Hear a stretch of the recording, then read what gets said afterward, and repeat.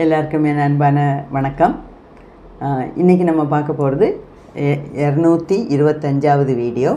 நம்ம சத்குரு புக்கு ரிவ்யூவை சம்மந்தித்த வரைக்கும் 15வது வீடியோ. இதுக்கு நான் கொடுத்துருக்க டைட்டில் வந்து ப்ரிப்பேரிங் ஃபார் ஹார்வெஸ்ட். ப்ரிப்பேரிங்னா ஏதோ ஒன்று பண்ணுறதுக்கு நம்ம தயார் பண்ணுறோம், ஏதோ ஒன்று செய்கிறதுக்கான தயார், அது ப்ரிப்பரேஷன்னா. ஹார்வெஸ்ட்னா அறுவடை. அதாவது நாளைக்கு இப்போ ஒரு நெல் வயல் எடுத்துக்கோங்க. நெல் அறுவடை பண்ணணுன்னா நினச்ச மாத்திரத்தில் நெல் அறுவடை பண்ண முடியாது, எல்லாத்துக்கும் தெரியும் இல்லையா? முதல்ல அந்த கிரவுண்டை ப்ரிப்பேர் பண்ணணும், வயலை ப்ரிப்பேர் பண்ணணும், உழுது தண்ணி பாய்ச்சி உரம் விட்டு எல்லாம் பண்ணி அதுக்கப்புறம் நெல் தூவி வளர்ந்தோடனே அதை திருப்பி நட்டு அதுக்கு தண்ணி ஊற்றி அதுக்கு வேணுங்கிற உரம் எல்லாம் போட்டு பண்ணினா தான் 3 மாதம் 6 மாதம் முடியும் போது நெல் மணி காய்ச்சி நிற்கும். அதை அறுவடை பண்ணுறோம் இல்லையா? அந்த மாதிரி இப்போது இந்த ஜக்கி வாசுதேவ்ங்கிற ஒரு ஆளோட வாழ்க்கையில் நடக்க போகிற விஷயங்களுக்கான தயாரெடுப்பு, எப்படியெல்லாம் அவர் தயார் பண்ணிக்கிட்டாரு, மற்றவங்களை எப்படி தயார் பண்ணார் அப்படிங்கிறத கொடுத்து தான் அதை பற்றி தான் நம்ம இந்த வீடியோவில் பார்க்க போகிறோம். இதில் எனக்கு என்ன சொல்ல வரேன்னா, நான் என்ன சொல்லணும்னு ஆசைப்பட்றேன் அப்படின்னா, ஏதாவது ஒரு காரணம், அது சின்ன விஷயமோ பெரிய விஷயமோ, அது நடக்கணும்னா அதுக்கு ஒரு கடவுளோட ஒரு கிருபை வேணும், கிரேஸ், அதாவது ஆசீர்வாதம்.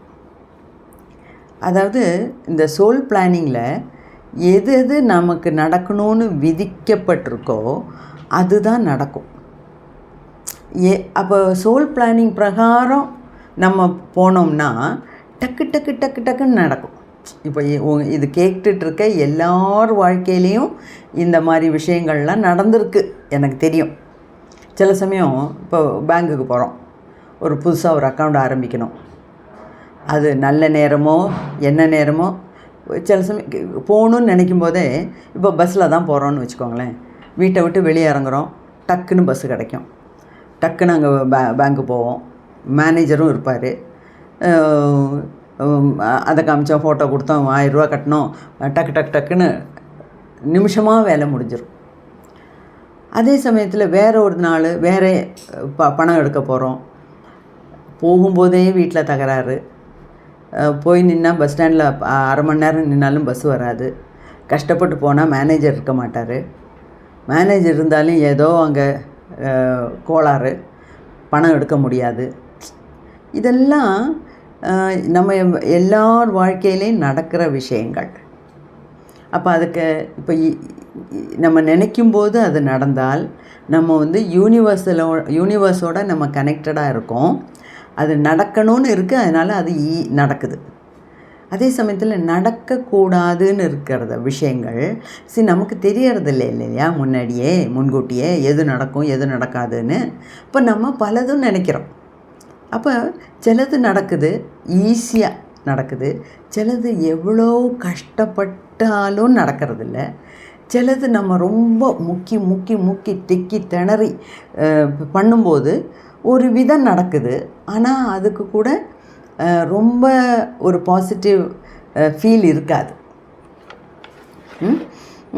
அப்போது இது மாதிரி தான் இப்போ ஜக்கி வாசுதேவ் விஷயத்தில் 82ல் என்லைட்டன்மெண்ட் கிடச்சாச்சு, 84ல் கல்யாணம் பண்ணிக்கிட்டாரு, 87ல் கோயம்புத்தூர் பஸ் ஸ்டாண்டில் சூட்கேஸ் மேலே உட்காந்து 2 மணி நேரம் உட்காந்துருந்தார். 2 மணி நேரமும் மெடிடேஷனில் போகும்போது, இந்த பார், நீ கோவாலேருந்து கன்னியாகுமரி வரைக்கும் அலைன்னு அலையிறியே, நீ செய்ய வேண்டிய விஷயங்கள், நீ சாதிக்க போகிற விஷயங்கள், நடக்க வேண்டிய இடம் இது, கோயம்புத்தூரில் தான் உனக்கு விதிக்கப்பட்ட இடம் கோயம்புத்தூர். மைசூரில் பிறந்தார், அங்கே படித்து வளர்ந்தார், கல்யாணம் பண்ணி அங்கே கொஞ்ச நாள் வாழ்ந்தார். ஆனால் உனக்கு விதிக்கப்பட்ட இடம் கோயம்புத்தூர் அப்படிங்கிறத காமிச்சு கொடுத்தாங்க அவரோட குரு. அதுக்கு காரணமும் இருக்குது. இதுக்கு முந்தின ஜென்மத்தில் எல்லாம் கூட இந்த கோயம்புத்தூரில் தான் யோகியாக அலைஞ்சு திரிஞ்சிட்ருக்காரு. ஸோ அதே இடத்துக்கு வர்றாரு. 87 இவருக்கு ஒரு ஞானோதயம் கிடச்சிச்சு. இந்த மாதிரி கோயம்புத்தூரில் தான் நான் இருக்க போகிறேன், நான் செய்ய போகிற வேலையெல்லாம் நான் கோயம்புத்தூரில் வச்சு தான் அப்படிங்கிறது அவருக்கும் கன்ஃபார்ம் ஆகிடுச்சு. அவரோட குரு அவருக்கு காட்டி கொடுத்தார், சினிமா பார்க்குற மாதிரி. அதுக்கப்புறம் 89 2 வருஷம் கழித்து அந்த ஈஷா யோகா சென்டர் தொடங்குகிற இடத்துல வெள்ளியங்கிரி மலை அடிவாரத்தில் ஒரு சின்ன குடிசை போட்டு அப்படி தான் ஆரம்பிச்சிருக்காரு. 89 ஃபஸ்ட்டு யோகா கிளாஸ் கண்டக்ட் பண்ணார். 10 பேர் வந்து ஜாயின் பண்ணாங்க. அதாவது கோயம்புத்தூர் பக்கத்தில் திருப்பூர், ஈரோடு, கரூர், அந்த மாதிரி நிறைய சுற்று வட்டாரத்தில் இருக்க மாவட்டங்களில் இருந்தெல்லாம் இவரோட பேச்சை கேட்டு வந்து ஜாயின் பண்ணுறாங்க யோகா கிளாஸ். ஒரு 1000 பேர்கிட்ட பேசினா ஒரு 100 பேர் சரி பார்க்கலாம் அப்படிம்பாங்க. அதில் 10 பேர் வந்து ஜாயின் பண்ணாங்க. 10 பேர் வந்தவங்களும் அவங்க உடம்பு உபாதைகள் தீர்க்கறதுக்காக தான் வந்தாங்க. அதாவது யோகாசனா சொல்லி கொடுக்குற ஒரு யோகா டீச்சர் நம்மளை கூப்பிட்றாரு, அதை பற்றி இவ்வளோலாம் பேசுகிறாரு, போய் தான் பார்ப்போமே.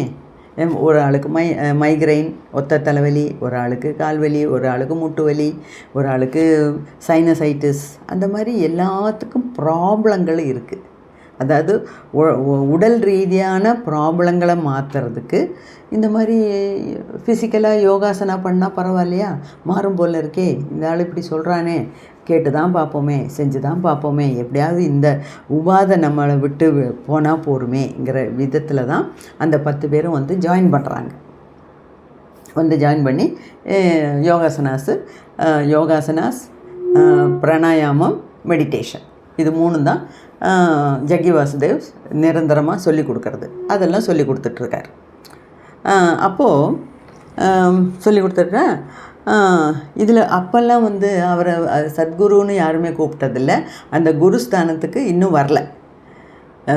அவரை சத்குருன்னு யாருமே அப்போ நினைக்கவே இல்லை. ஒரு யோகா டீச்சர் எங்கே இருந்தோ மைசூரில் பிறந்து வளர்ந்து படித்து இங்கே வந்திருக்காரு.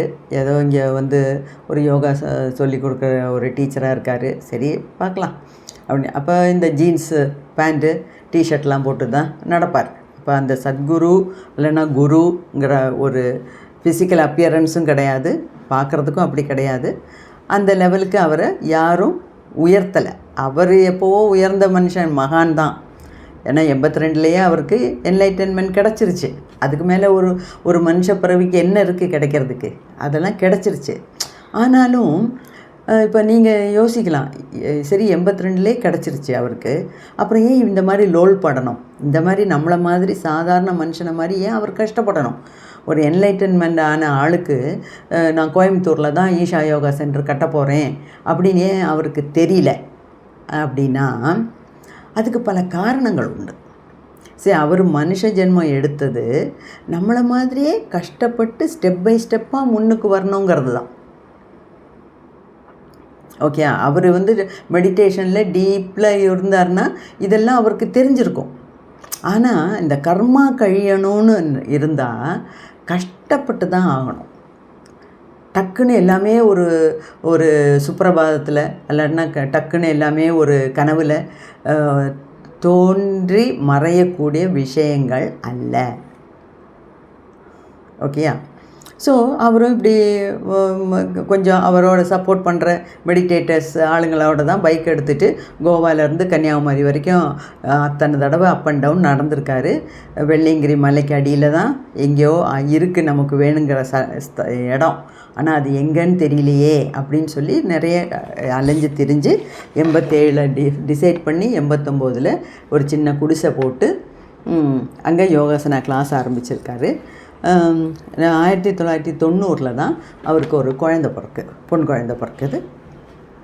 அதாவது அவருக்கு வந்து குழந்தை வேணும்லாம் ஒன்றும் இல்லை. ஆனால் அவரோட ஒய்ஃபு விஜிக்கு எப்படி நமக்கு ஒரு குழந்தை வேணும்னு ரொம்ப ஆசைப்பட்டாங்க.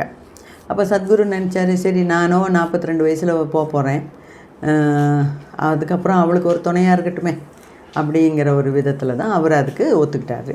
ஸோ 1990 ஒரு பொண்ணு ராதே பிறந்திருக்காங்க. ரெண்டாவது அந்த டைமில் எல்லாம் இந்த விஜிங்கிறவங்க பேங்க்கில் ஒர்க் பண்ணிகிட்டு இருந்தாங்க இல்லையா. அப்போது குழந்தைய பார்த்துக்கிட்டதெல்லாம் ஜக்கி தான். எங்கே போனாலும் குழந்தைய தூக்கி போட்டுட்டு தான் போவார்.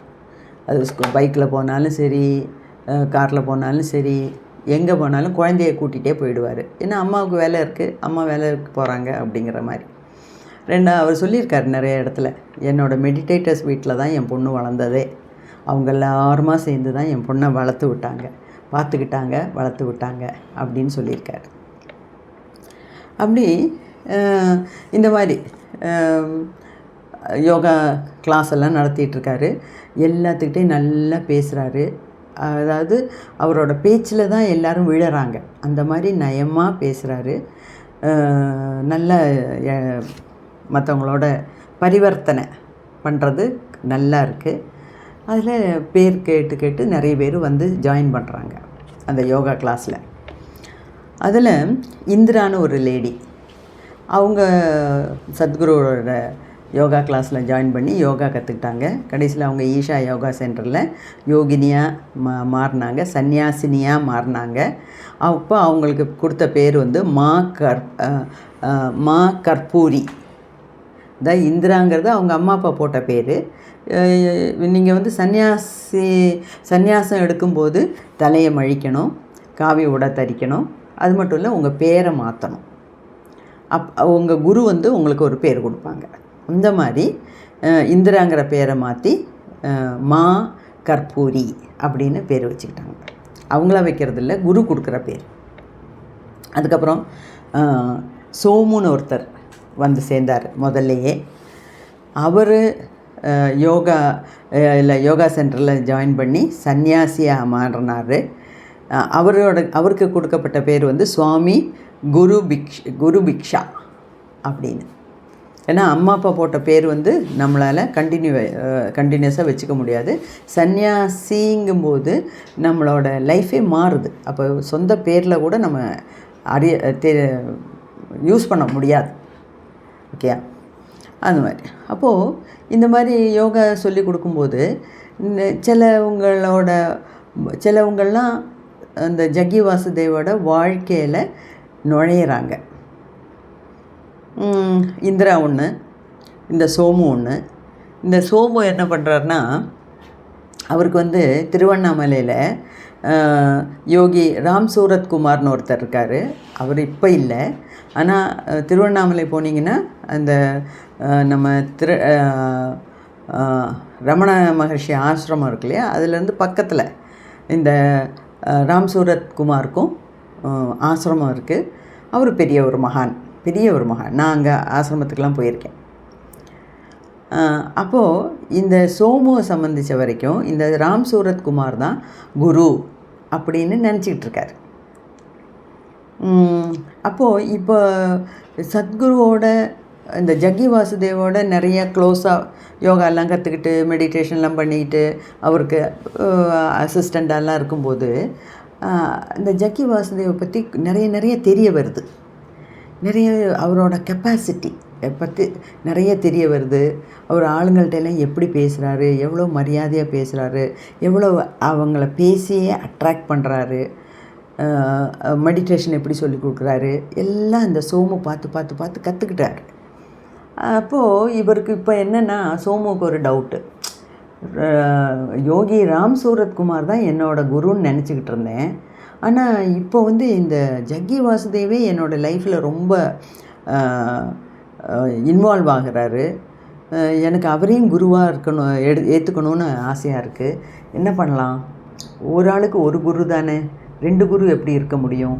அப்படின்லாம் இந்த சோமு மனசில் பல போராட்டங்கள்.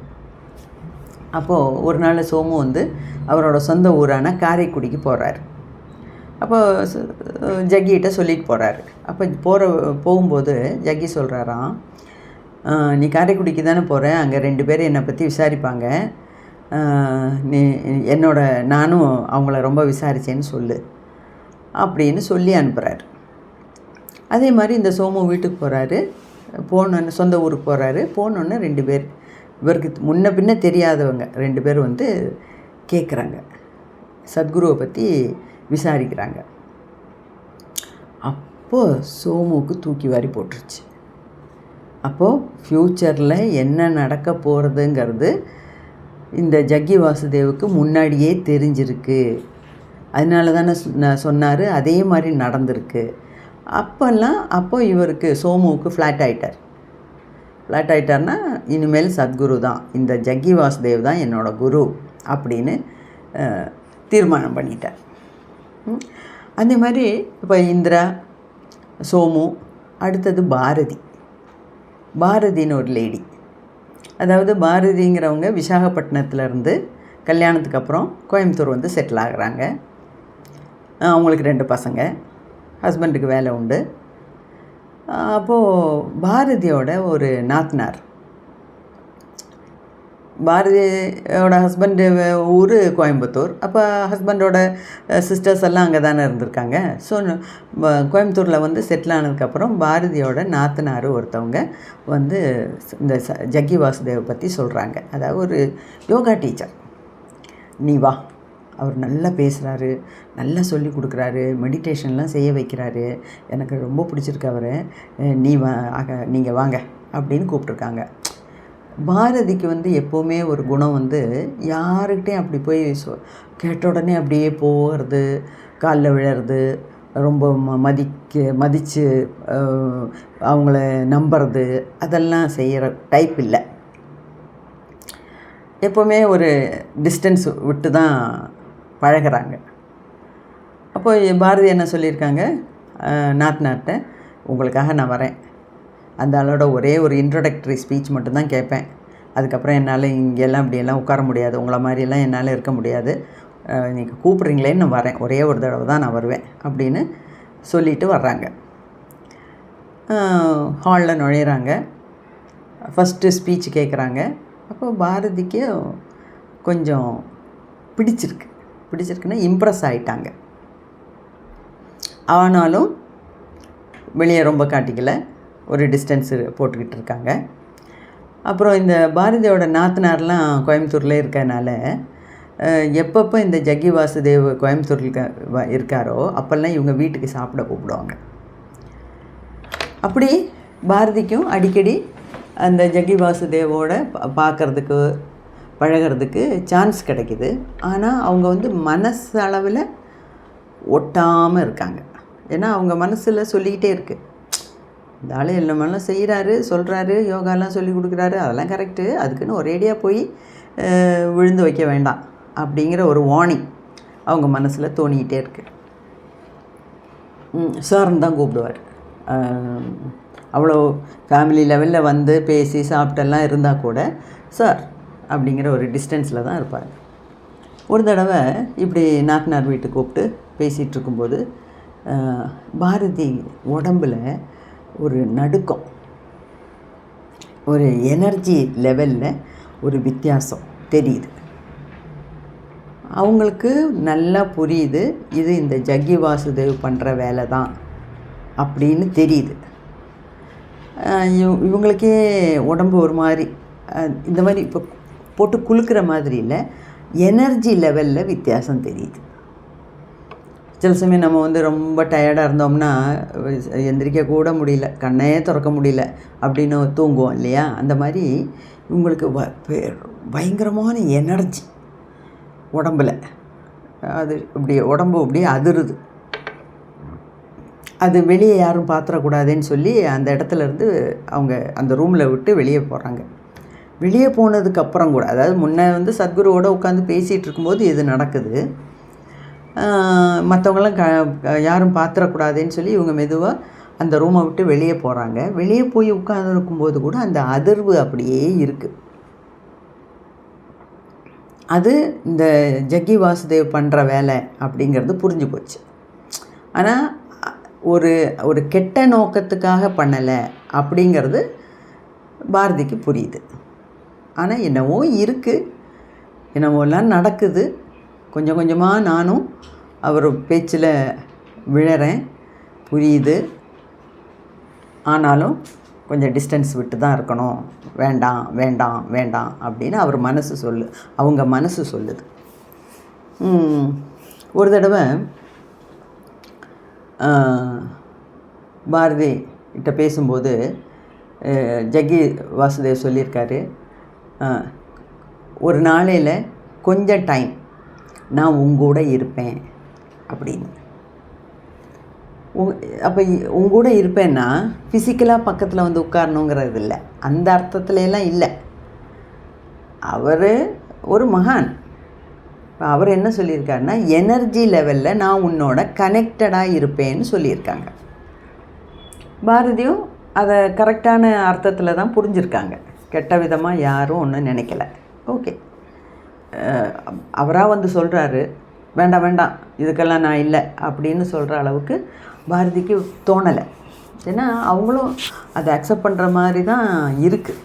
அதாவது மனசளவில் அக்செப்ட் பண்ணுறாங்க, லாஜிக்கலாக திங்க் பண்ணும்போது வேண்டாம் இந்த மனுஷங்கிட்ட ரொம்ப வச்சுக்காத, தூரமாகவே இரு அப்படின்னு அவரோட புத்தி, அவங்க புத்தி சொல்லுது. ஓகே, அப்படி. அப்புறம் 1990 பாவஸ்பந்தனான்னு ஒரு ப்ரோக்ராம் நடத்துகிறாரு. அதெல்லாம் வந்து ரொம்ப இந்த இமோஷ்னல் லெவலில்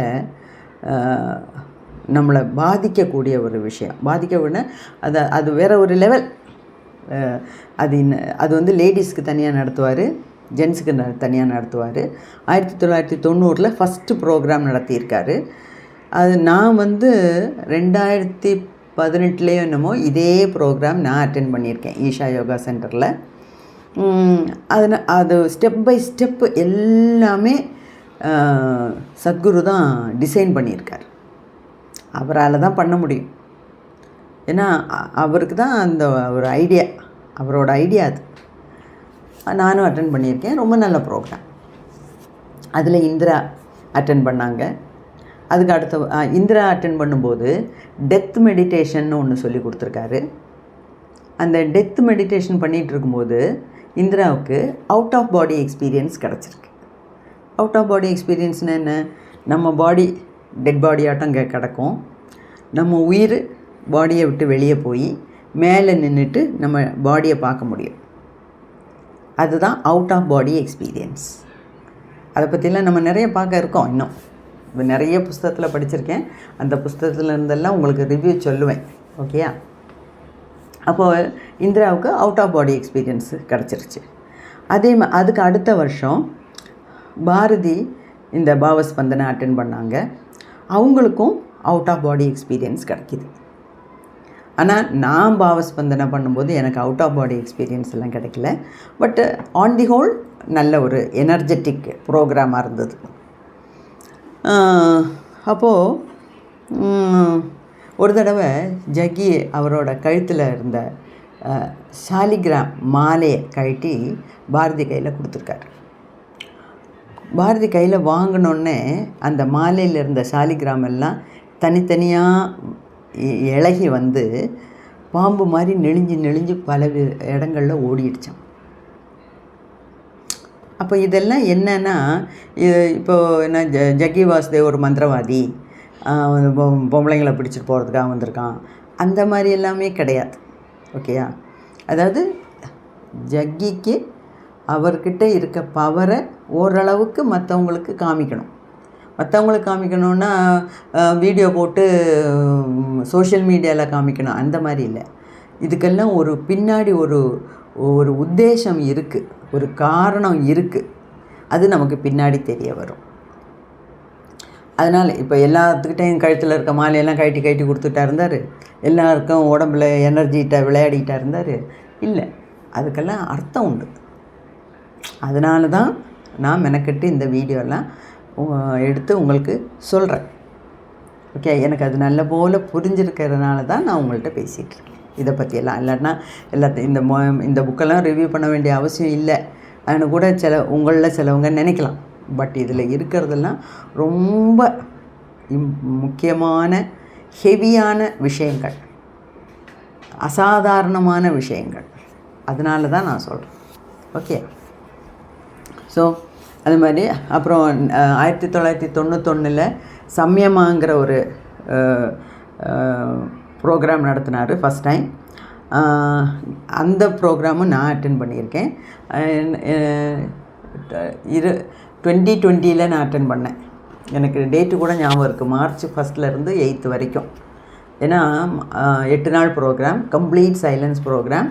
ஸ்டெப் பை ஸ்டெப்பு என்ன சாப்பிடணும், எப்போ எந்திரிக்கணும், சாப்பாடு மெனு என்ன, எத்தனை மணிக்கு சாப்பிடணும், எல்லாம் சத்குரு பிளான் பண்ணி கொடுப்பாரு. அங்கே இருக்க வாலண்டியர்ஸ் எல்லாம் அது மாதிரி செய்வாங்க. நான் சமயமாக அட்டன் பண்ணும்போது கிட்டத்தட்ட 4000 பேர், லேடிஸ் அண்ட் ஜென்ட்ஸ் டுகெதர் 4000 பேர் இருந்தாங்க. அவ்வளோ பெரிய ஒரு விஷயம் அது. ரொம்ப நல்லா இருந்தது. அதே மாதிரி இன்னொரு ப்ரோக்ராம், அதாவது அந்த பாவஸ்பந்தனா, பிஎஸ்பிம்பாங்க, பாவஸ்பந்தனா, சம்யமா, சக்தி சலனக்கிரியா, அதுவும் நான் அட்டன் பண்ணியிருக்கேன். நான் சொன்னேன்ல, ஒரு 2-3 வருஷம் அடிக்கடி ட்ரிவாண்ட்ரம் டு கோயம்புத்தூர் சபரி எக்ஸ்பிரஸ் ட்ரெயினில் டிக்கெட் புக் பண்ணுவேன். நானாக போவேன், நானாக வருவேன், ப்ரோக்ராம் எல்லாம் அட்டன் பண்ணுவேன். ரொம்ப எனக்கு பிடிச்சிருந்தது அதெல்லாம். அப்போது இந்த சக்தி சலனக்கிரியாவும் நான் அட்டன் பண்ணியிருக்கேன். அந்த மாதிரி இந்த ப்ரோக்ராம் எல்லாம் இந்த இந்திரா, பாரதி இவங்கெல்லாம் அட்டன் பண்ணிகிட்ருக்காங்க. ஒரு தடவை ஜக்கி அவரோட ஃபோட்டோவை பாரதி கையில் கொடுத்துருக்காங்க. இது சாதாரணமாக ஒரு ஃபோட்டோவை எடுத்து கொடுத்து ஐ லவ் யூ சொல்கிற மாதிரியெல்லாம் கிடையாது. அவர் எதாவது பண்ணுறாருன்னா அதுக்கு வேறு ஒரு உத்தேசம் உண்டு அப்படிங்கிறதுல தான் நம்ம நினைக்கணும். அப்போ ஒரு ஃபோட்டோவை கொடுத்துருக்காரு. இந்த அம்மாவும் பாரதியும் வாங்கிட்டாங்க. வாங்கி அலமாரியில் அவங்க துணி வச்சுருக்கிறதுக்கு இடையில கொண்டு சொருகி வச்சுட்டாங்க. இருக்கட்டும் அப்படின்னு சொல்லி. அதனால் அவங்க ஒன்றும் பெருசாக அவர் மேலே அட்ராக்ஷன் ஒன்றும் கிடையாது. அவருக்கும் இவங்க மேலே அந்த மாதிரி அதாவது கெட்ட எண்ணமோ எதுவுமே கிடையாது. அவர் கொடுத்தாரு, இவங்க வாங்கி கொண்டு சொருகி உள்ளே வச்சுட்டாங்க. அன்றைக்கி நைட்டு இவங்கெல்லாம் பாரதி தங்கிறது கோயம்புத்தூர். ஜக்கி வாசுதேவ் பர்மனெண்ட்டாக இருக்கிறது மைசூரில். இப்போவும் கோயம்புத்தூருக்கு ஒன்றும் இடம் மாற்றி வரல. அப்போ மைசூர்லேருந்து ஒரு ஃபோன் வருது பாரதிக்கு. நீ ஏன் என் ஃபோட்டோவை தலைகீழாக வச்சுருக்க அலமாரிக்குள்ளே அப்படின்னு. நான் இருக்கிறது கோயம்புத்தூர், அவர் இருக்கிறது மைசூர். அங்கேருந்து இவருக்கு எப்படி தெரியுது? அப்போ போய் பார்த்தா ஃபோட்டோ இப்படி கவுத்தி இருந்தது தலைகீழாக. அப்போது இதிலேருந்து என்னன்னா, அவர் முக்காலமும் உணர்ந்த ஞானி. அதுதான் அதோட விஷயம்.